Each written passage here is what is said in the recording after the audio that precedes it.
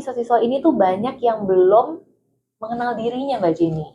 Sementara apakah mereka cukup percaya diri atau malah mereka gitu ya? Ada kok langkah-langkah yang bisa dilakukan, yang penting langkahnya Tapi ada nggak sih yang ngeluhin kalau Bu Teh saya tuh suka merencanakan karir dengan tepat atau dengan efektif. Jadi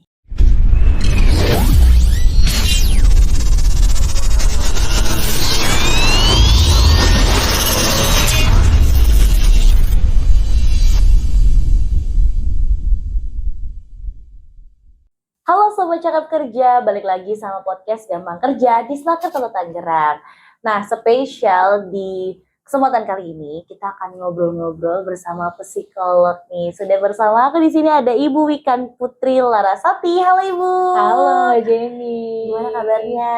Alhamdulillah sehat. Alhamdulillah. Kesibukannya apa nih Bu belakangan hari ini? Kesibukannya praktek psikologi gitu ya di Kota Tangerang dan juga ngajar. Saya sebagai dosen di Universitas Muhammadiyah Tangerang. Luar biasa, berarti agak sibuk ya untuk menjadwalnya. Alhamdulillah. Oke Bu, karena spesial banget nih, mungkin di sini banyak banget sobat cakap kerja, fresh graduate atau teman-teman cakap kerja yang sedang mencari kerja.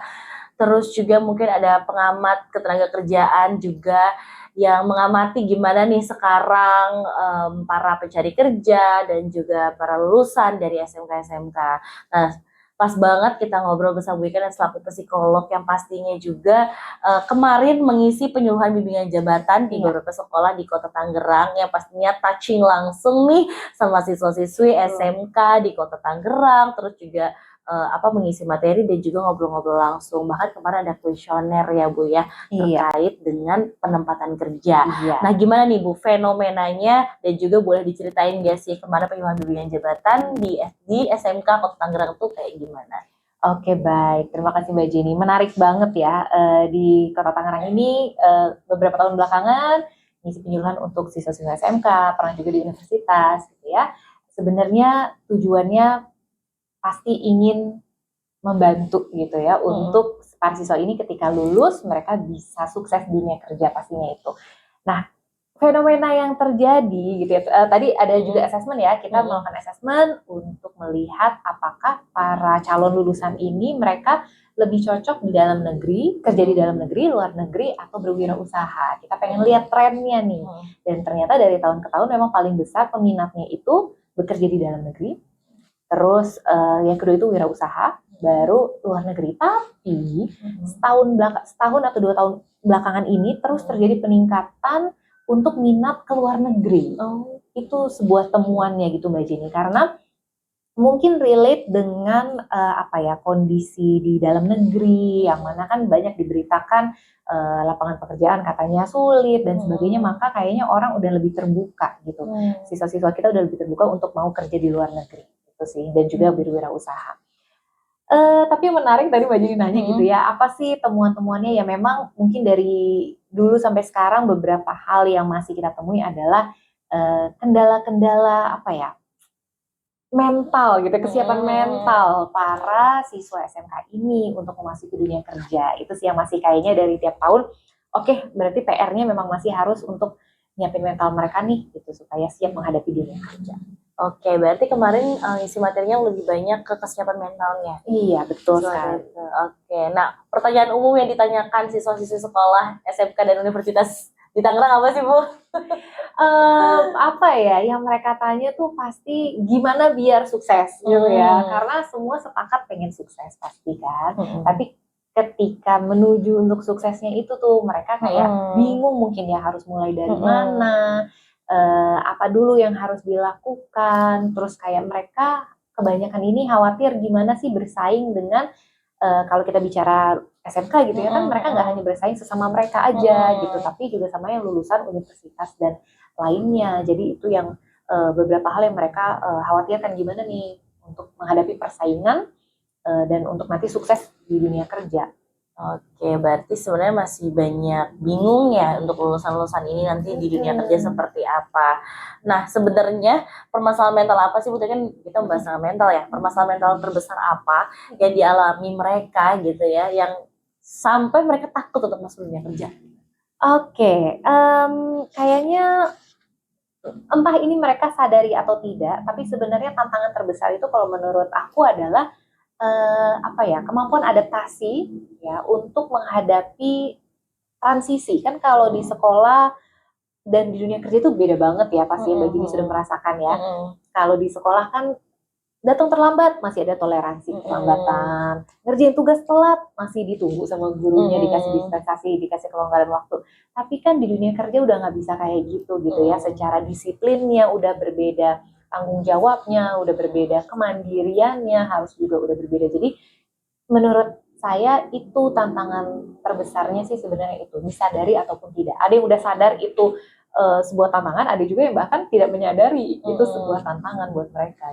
Oke. Tapi kalau soal percaya diri gimana sih untuk generasi sekarang? Apakah mereka cukup percaya diri atau malah mereka kurang percaya diri? Memang kita nggak bisa pukul rata ya. Banyak siswa-siswa yang juga percaya diri, tapi banyak juga nih yang merasa belum percaya diri sama kemampuannya dia, dan itu apa namanya, menjadi hal yang ya concern juga ya, karena kan kepercayaan diri itu sangat penting untuk nanti mereka sukses. Jadi menurut aku itu sih yang memang harus dikembangin. Mereka harus punya sense of rasa percaya diri untuk masuk ke dunia kerja, dan itu harapannya sih sebenarnya di sekolah itu juga kebangun ya, tapi kadang faktanya mereka masih merasakan apa ya, mungkin nggak siap gitu, merasa kayak mungkin gapnya dalam pikiran mereka antara kemampuan yang mereka miliki dengan tuntutan yang diharapkan di dunia kerja tuh kayak gapnya tuh masih terlalu jauh. Nah sebenarnya sih kalau ya harus diisi sebenarnya gap itu ya, kita harus mengembangkan diri, kita harus isi, kita harus tumbuhin kepercayaan diri lewat apa, misalnya kita banyak kegiatan magang gitu kan, untuk kita bisa punya gambaran, oh kalau kerja tuh gini ya.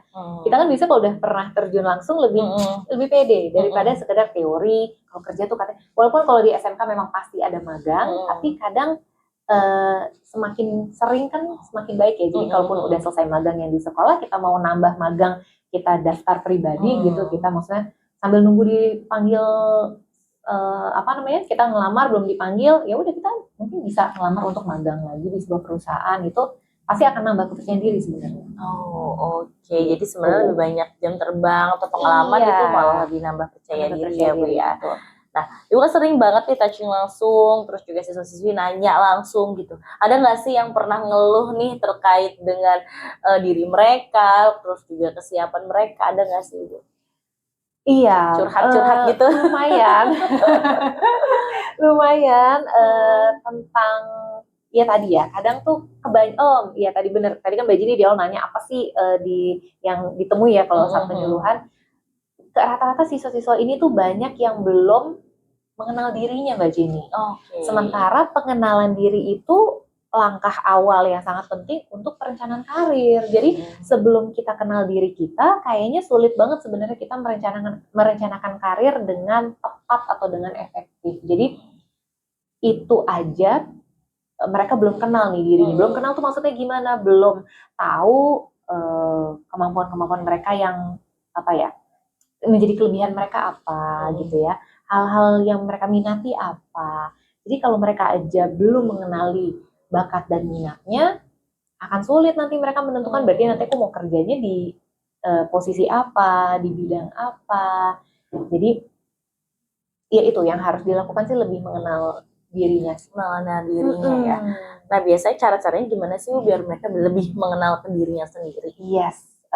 Untuk mengenal diri sebenarnya banyak cara yang bisa dilakukan ya Mbak Jini. Kayak kita inget-inget lagi nih pengalaman kita masa lalu. Kayak misalnya kita kalau dinilai rapot, kita lihat rapot, oh ternyata nilai kita tuh yang lumayan tinggi tuh yang pelajaran-pelajaran apa sih gitu.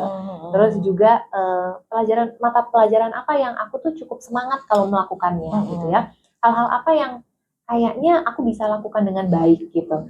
Itu hal-hal itu kan menambah informasi buat diri kita bahwa oh ya ternyata aku dalam hal ini lumayan bisa ya, yang ini aku lumayan bisa, yang dalam hal ini aku kurang bisa. Nah hal-hal kayak gitu yang kita mengingat kembali, merefleksikan pengalaman masa lalu, atau kita tanya ke orang terdekat, tanya ke guru misalnya, Bu, menurut Ibu saya itu orangnya gimana sih gitu ya. Guru juga biasanya bisa ngasih masukan, atau nanya ke orang tua, atau nanya ke sahabat, bisa dilakukan. Atau yang juga bisa membantu adalah kita melakukan tes minat bakat, assessment tes minat bakat gitu ya, dengan psikolog bisa membantu kita memetakan apa sih gitu, strength and weaknesses, kelebihan kita apa, area-area yang masih harus dikembangin tuh yang mana.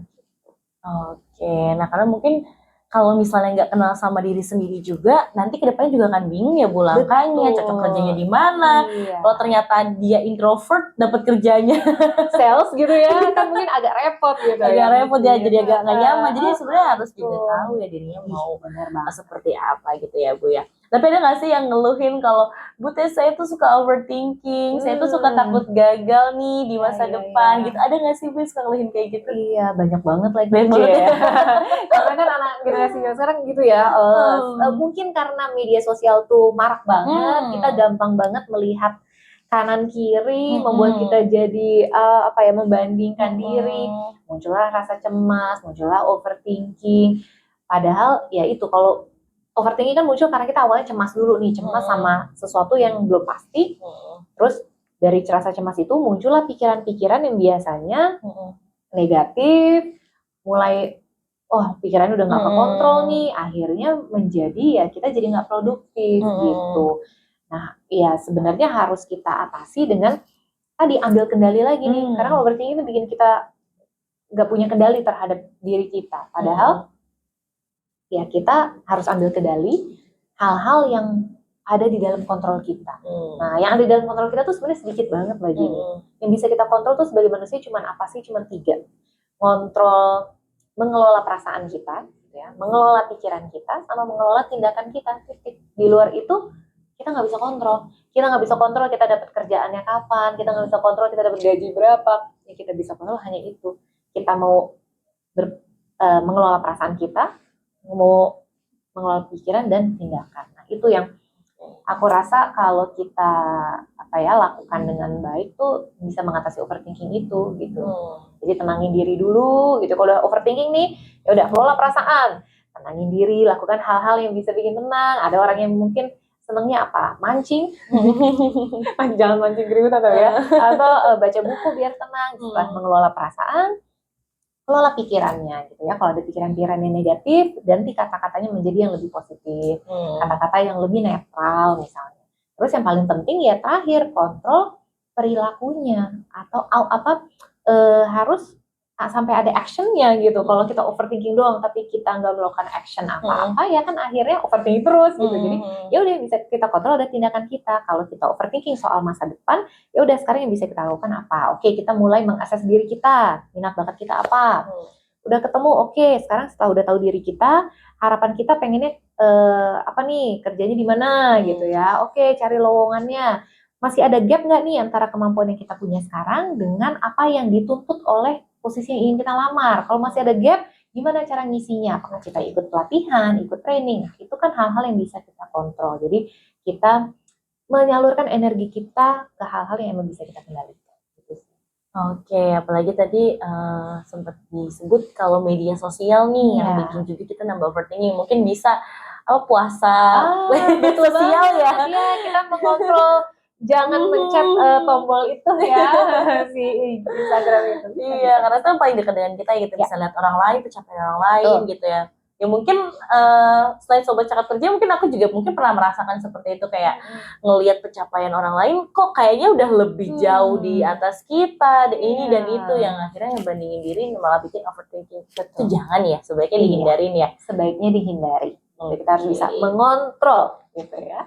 Oke deh kalau kayak gitu. Nah tadi ada bahas kemampuan itu dari diri kita dan juga ke perusahaan. Artinya diperlukan soft skill dan juga hard skill. Bisa mengikuti pelatihan ataupun mengikuti seminar-seminar ya Bu Ikan ya. Nah soft skill apa sih sebenarnya yang saat ini itu dibutuhkan juga di dunia kerja dan yang wajib harus dimiliki oleh para lulusan? Oke.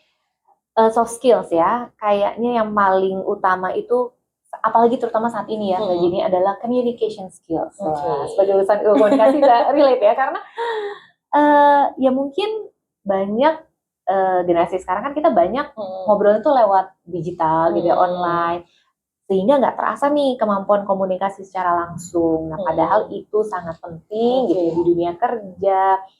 Kita nggak bisa sekedar pinter nih cuma di dalam sini kalau kita nggak bisa menyampaikan ide kita, pikiran kita dengan jelas kan akhirnya juga nggak performa kita nggak bagus gitu. Jadi communication skills itu penting sekali, dan juga kalau sekarang itu adaptasi ya, karena sekarang kan zaman itu cepat banget berubah ya Mbak Jenny ya. Dulu sebelum COVID kita meeting ya harus langsung, sekarang meeting udah bisa online, maka kayak tiba-tiba sekarang kita mau nggak mau harus semuanya belajar teknologi gitu. Jadi tadi beradaptasi itu penting sekali. Jadi belajar hal baru ya, kita harus punya skill itu, harus siap belajar hal baru. Termasuk saya kayak yang dulu gaptek sampai sekarang masih gaptek, cuman kayak oke, mau nggak mau jadi harus memaksa diri untuk belajar gitu, mau nggak mau.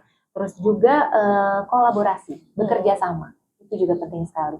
Karena sekarang kan kayaknya udah eranya kita saling collab gitu ya kalau mau sukses ya. Jadi nggak bisa kerja sendiri, maka teamwork, kolaborasi, kerjasama menjadi hal yang penting. Nah, balik lagi, kerjasama butuh apa? Communication skills. Jadi ya itulah yang harus banget dikembangin. Yang harus banget dikembangin itu komunikasi ya. Oke, nah Wikan, jadi ada fenomena baru nih. Kalau sekarang tuh sebenarnya mungkin alhamdulillah mungkin sedikit menurun mungkin yang mencari kerja gitu ya.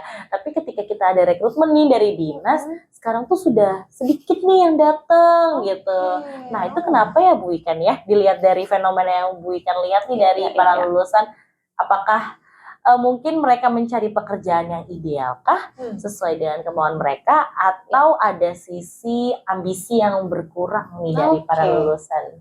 Yes.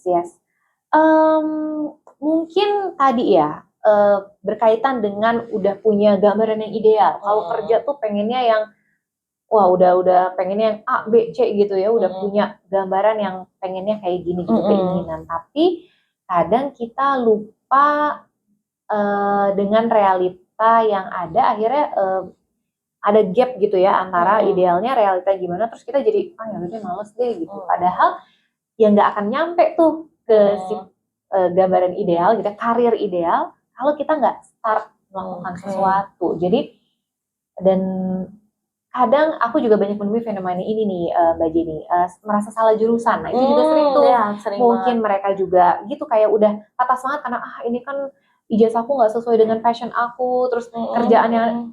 Jadi aku selalu bilang sih kalau ke kemarin penyuluhan ya, kayak anggaplah karir ideal itu adalah destinasi yang pengen kita tuju kalau kita mau pergi. Nah, untuk menuju destinasi itu, kan jalannya boleh dong, nggak langsung sekali jalan nyampe. Pasti belok-belok boleh, kendaraannya ganti-ganti boleh kan. Kita awalnya mau jalan kaki dulu, terus naik sepeda, terus kita baru ganti motor, ganti mobil mencapai destinasi akhir, boleh. Artinya, kita realitanya saat ini yang kita punya misalnya adalah ya udah ijazah yang kita punya nih, entah itu ijazah SMK dan lainnya, pokoknya itu adalah kendaraan pertama yang kita punya untuk kita pakai menuju sedikit demi sedikit menuju destinasi impian. Jadi pakai dulu nih ijazah yang ada, walaupun kerjaannya yang kita sebenarnya jauh banget sama yang kita pengen yang ideal nih, pakai dulu aja ijazahnya untuk kerja. Untuk ngapain kerjanya? Nambah soft skills, nambah hard skill, kita nabung untuk apa? Untuk misalnya di situ kita mau kuliah sesuai dengan tadi tuh yang ideal tadi gitu. Jadi sebenarnya gap ini bisa kok kita tutup asal kita mau gerak, kita mau gunakan yang kita punya gitu ya. Tadi analoginya sebagai kendaraan pertamanya. Nanti disitu ganti, boleh kok. Disitu kita mau ngambil pelatihan yang lebih cocok dengan yang ideal kita. Disitu udah bisa pelatihan, ambil kerjaan yang lebih sesuai dan jadi lebih ke mindsetnya ya. Bener. Terus lebih optimis dan perlahan ya Bu ya. Perlahan gitu. Jadi kan ya mungkin itu ya akhirnya kalau misalnya kita nggak punya mindset itu jadinya ada kerjaan apa, nah udah deh nggak usah deh kan aku nggak pengen. Nah jadinya malah nggak bergerak. Baik, nah kemarin kita juga ada podcast nih sama HRD, sama pihak sekolah gitu ya. Nah kalau ada fenomena, kalau Gen Z itu cepat tidak nyaman di tempat kerja. Terus juga ada kendala juga, misalnya soal jarak. Terus pernah juga nih aku lihat di Instagram kalau Gen Z itu sekarang lebih memilih rekan-rekan kerja yang nyaman, baru dia Oke. nyaman juga. Nah, gimana sih Bu soal fenomena itu? Iya. Sering nemu juga tuh Nemu gitu ya kan? ketika penyuluhan. Dan kadang lucunya ketika di saat penyuluhan gitu ya, kita ungkapkan gitu. Jadi siapa di sini pengen kerja yang deket rumah, gaji gede, bosnya baik, teman-temannya baik, kerjanya gampang, siapa mau gitu, semua mau. Tapi ada nggak mereka ketawa? Artinya mereka sudah menyadari betul gitu ya, bahwa ya nggak bisa dong kita mau yang kayak gitu gitu. Tapi memang sayangnya gitu ya, itu banyak terjadi tuh, pengennya dekat dan sebagainya. Dan yang akhirnya betul-betul menjadi tantangan adalah karena orang tuanya juga nggak ngasih kalau kerjanya jauh. Nah itu juga banyak terjadi ya Mbak Jenny. Lalu mereka kan jadi, ya masa kita mau melawan orang tua, bukan gitu. Akhirnya saya balikin. Kira-kira kenapa sih orang tua itu ngelarang? Mereka bilang khawatir dan sebagainya. Iya betul. Kenapa mereka khawatir nggak ngelepas anaknya? Akhirnya ketemulah bahwa mereka belum percaya sama anaknya bahwa anaknya bisa mandiri. Kenapa orang tua belum percaya anaknya bisa mandiri? Karena anaknya tidak mandiri ketika di rumah. Jadi kalau kalian mau misalnya ya, mau dapat izin dari orang tua untuk kerja agak jauh, maka kalian juga harus mandiri. Tunjukin kemandirian gitu. Di rumah jangan bangunin aja masih harus dibangunin misalnya gitu ya. Mandi masih disuruh-suruh, di kamar berantakan. Coba kalian tunjukin bahwa kalian tuh udah besar, udah dewasa, kalian udah bisa mandiri, maka pasti orang tua akan kasih kalian mau kerja di mana agak jauh akan kasih gitu. Dan ya udah, paling ya aku juga mengingatkan Kak, siswa-siswa yang aku kasih penyuluhan nih, tadi kan di awal kita udah sepakat katanya pengen sukses. Ya udah, kalau pengen sukses harus mulai gerak. Terus aku juga suka mengingatkan ya, kayak orang-orang sukses yang kita lihat di sosmed, biasanya tuh mereka langsung mengacunya pada misalnya Raffi Ahmad gitu ya, sukses. Aku mengajak mereka berefleksi. Kira-kira Raffi Ahmad ada di posisinya dia sekarang itu, apakah langsung kayak gitu,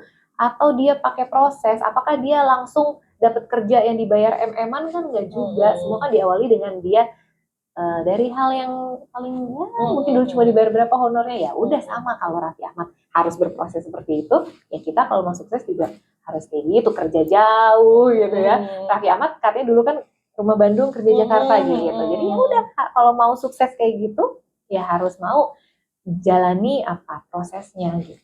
Oke, nah kalau tadi yang cepat tidak nyaman ketika bekerja gitu ya, cepat tidak nyaman di tempat kerja. Iya, betul. Nah, itu tuh ketahanan mental apa yang harusnya mereka siapkan agar tetap bisa fight di tempat kerja? Yes, itu bagus banget tuh. Kita butuh sebenarnya namanya resiliensi ya. Resiliensi itu tadi kemampuan kita bertahan di di tengah kesulitan, atau kemampuan untuk bangkit. Jadi kita udah ngerasa gagal terus bangkit, itu namanya resiliensi. Nah, gimana supaya kita resiliensi sih sebenarnya? Kalau menurut aku, langkah pertama yang paling penting tuh mengelola emosi ya, kayaknya Mbak Dini, apalagi ngelihat sosial media sekarang kayaknya kemampuan mengelola emosi tuh menjadi hal yang sangat langka sekarang gitu ya. Jadi banyak orang ketika udah nggak nyaman langsung ngambil keputusan yang tidak dipikirkan matang-matang, yang akhirnya merugikan diri sendiri atau merugikan orang lain dan sebagainya. Jadi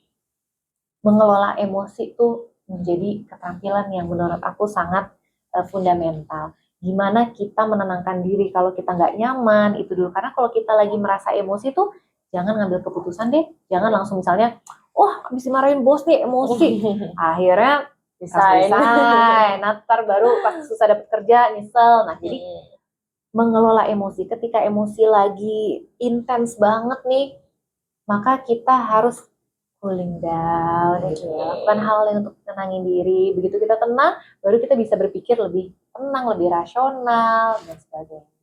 Oke, baik, luar biasa sekali. Sebenarnya masih banyak banget yang mau ditanyakan nih ke Bu Ikan. Mungkin dari Sobat Cakap Kerja ada yang mau nanya nih untuk kesiapan kerja, nih boleh banget untuk komen ya. Nah, mungkin untuk sesi ini kita akhiri dulu. Nah, closing statement dari Bu Ikan, apa sih tips dan juga boleh kasih motivasi untuk para pencari kerja ataupun lulusan yang baru banget lulus dan lagi bingung nih? Silahkan. Baik, tips ya. Tipsnya yang konkret ya, biar teman-teman semangat nih dengan persaingan kerja yang ketat gitu ya. Mudah-mudahan teman-teman nggak patah semangat gitu ya. Tadi lakukanlah langkah-langkah yang harus dilakukan, mengenali diri. Setelah mengenali diri, kenali pasar kerjanya gitu ya. Terus isi gapnya dengan meningkatkan tadi value gitu ya, dengan ikut pelatihan, ikut training supaya kita punya kompetensinya ya, kompetensinya kita kembangin. Jangan lupa kompetensinya kita tuangkan ke dalam CV supaya CV-nya menyala gitu ya, dan CV itu yang nanti kan akan bersaing pertama kali ya, supaya teman-teman CV-nya itu dilirik, akhirnya bisa apa ya di kontak oleh perusahaan, terus teman-teman nanti apa namanya, tadi kan harus ngembangin communication skills, maka ketika wawancara jadi juga lancar, dan itu sih yang teman-teman butuhin. Jadi semangat gitu ya, ada kok langkah-langkah yang bisa dilakukan, yang penting langkahnya dimulai. Oke, yang penting langkahnya dimulai ya Bu Ika. Oke, Iya, terima betul. kasih Bu Ika atas Terima waktu kasih dan banyak. kesempatannya. Mungkin next kalau misalnya kita undang lagi mau Ibu Ikan ya. Siap.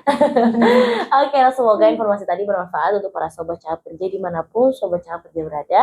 Tetap semangat, jangan lupa di-share videonya supaya tetap bermanfaat untuk teman-teman sekitar, dan juga di-like. Sampai jumpa di podcast Gampang Kerja lainnya. Sampai jumpa.